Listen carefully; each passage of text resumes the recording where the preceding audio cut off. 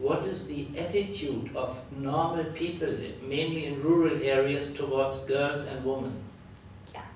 Again, when we look at India, it depends on the different, because each state has a different kind of culture.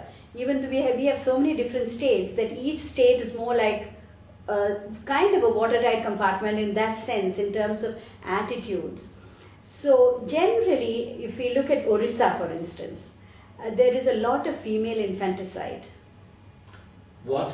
Female infanticide, because the girl child, if you abortion. have one is abortion. If they know that it's going to be a girl, they abort it. Yes, they abort it. Yeah. The second one is they kill the child when it's born. After it is born, even maybe 2 years old, 1 year old, 3 year old, they don't want to spend money on a child. Why not? Because the very sad thing is the dowry system. When the girl grows up, the parents have to bear to, if she has to get married, they have to pay a huge dowry. They have to pay a huge sum of money to the boy, so that he would marry her. Why? And so why? Why doesn't the boy have to pay? Yes.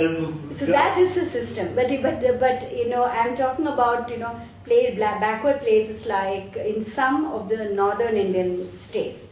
But there are other states where this is not prevalent. But what happens is that because of that, they don't want to invest any money on a girl. They don't want to educate her. They don't, because the girl is born and she is a liability. She is a liability to the family and also to the society. She is considered. So unless this attitude sort of changes. Liability means what? Liability means she's a burden. A burden. Yes. So that is how it is. The girls are looked upon. So when in some of my studies, a very common thing that very good observation that I came up with was the fact that the mother's attitude to the child, I think, is very important. When the mother herself is not educated, when the mother herself is brought up in that kind of an environment, it is very rare that she can change her attitude towards her child. Unless, she has been brought up in a very good environment, then she would definitely want her child to grow up in an equally good environment. But when she has been, told all the time and taunted, saying that, she is a burden to not only to the family, but also to the society, she would have a problem about bringing up her daughter. So she may not, there have been cases where the mother may not stand in the way of even killing her own child. Because there are a lot of case studies which we have come across where because of pressure from society, even the mother has been forced to give up her daughter. So I think it would be a great, wonderful idea to have an exclusive child for the girls, an exclusive school for the girl child, but more important, to involve the mothers in the school in some way or the other. What could the mothers do in such a school?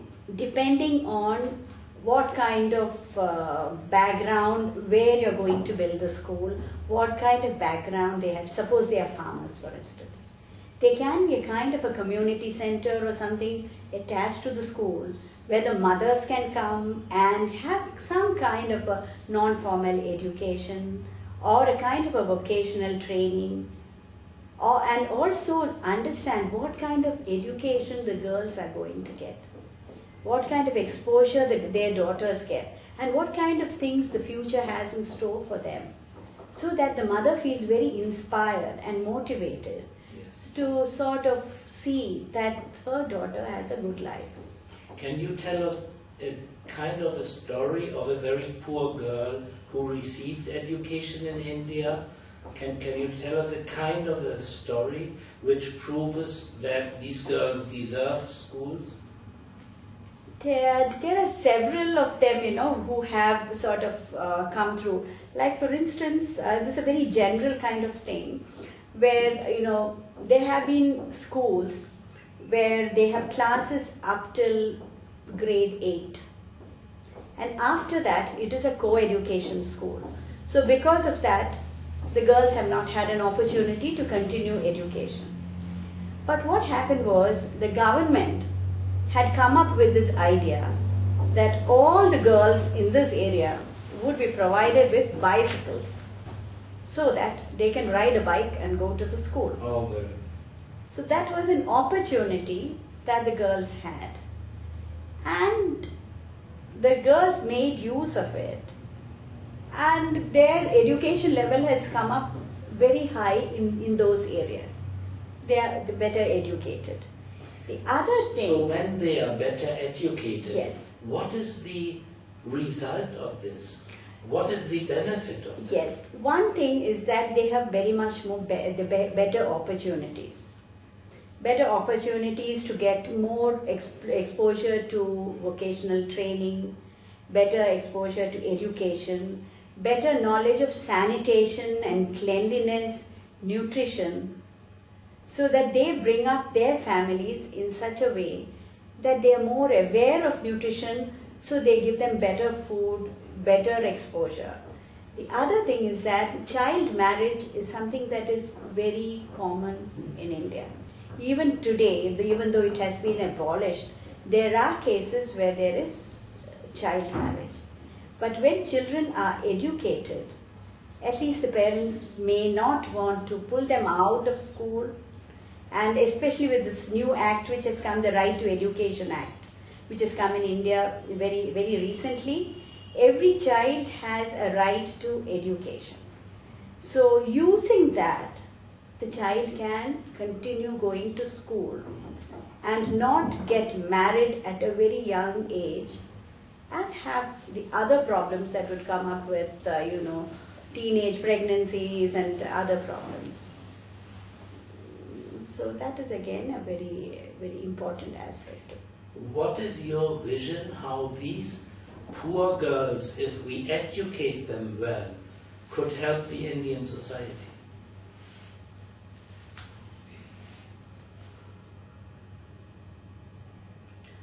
I think I would like to look at it from two different angles. One is looking at it from the girl's angle itself, where she has better opportunity. She has better opportunity for better employment, better wages, higher standard of living, a better life. That would be one aspect of it. The other aspect of it is the kind of enrichment that would happen to a very small group initially, but which would sort of move further and further and enrich the whole society.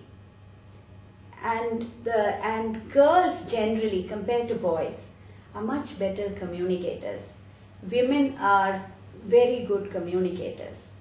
So I think that is an aspect that we need to really consider and take very seriously. Because anything that is taught to a girl is always, in a way, imparted to a lot more people. She would love to go and talk about it to somebody else, either to the family or to a sibling or to a friend. And this kind of thing just goes on and on. I think that's a very important, it's a very day-to-day kind of observation, but I think that's a very good thing.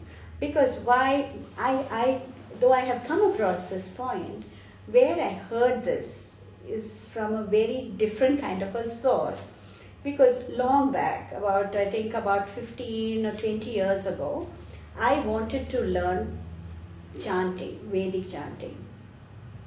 So somebody told me that, see, you're not supposed to chant because you are a girl.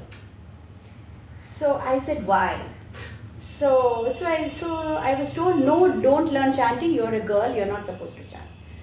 So I didn't know how to go about it. I was very keen to learn, but I did not know how to go about it. So one day I had actually visited one of a very knowledgeable person, a very knowledgeable guru, and I told him that, see, I'm very interested in learning chanting, but it seems because I'm a girl I'm not supposed to chant. What do you think about this? Then he said, what is it that stands in your way? Why can't you learn chanting? So I said, no, but even though there are people willing to teach me, I feel that this is something that I should not do, because I've been told that this is not for me. So he said, you know something, the basic reason why this was not taught was because these are certain things which a certain community or a certain group wanted to have it as their own. They did not want to spread it.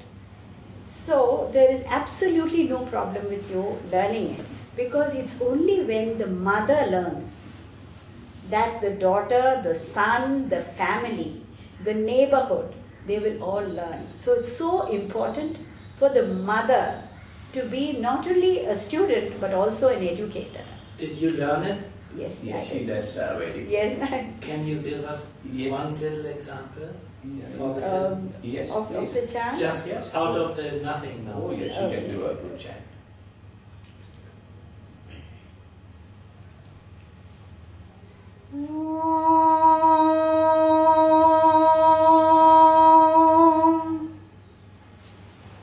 Sahana Vavatu Sahanau Bhunaktu Sahaviryam Karavavahai Tejasvinavati Tamastu Ma Vidvishavahai. Om Shanti Shanti Shanti.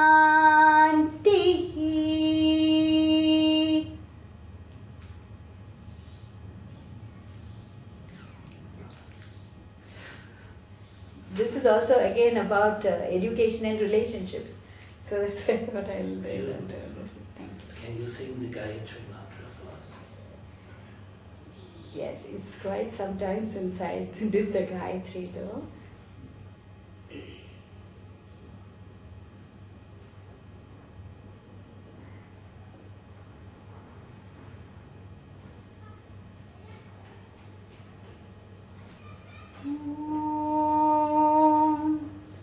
Tat Savidurvarenyam Bhargo Devasya Dhimahi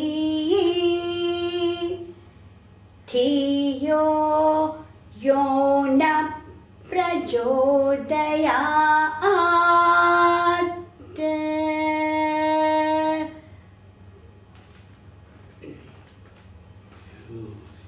Thank you. This is a voice that's incredible. She does a lot of Vedic chanting. We I- have small sessions. That brings tears into my eyes. She does a lot of chanting. Wonderful, wonderful.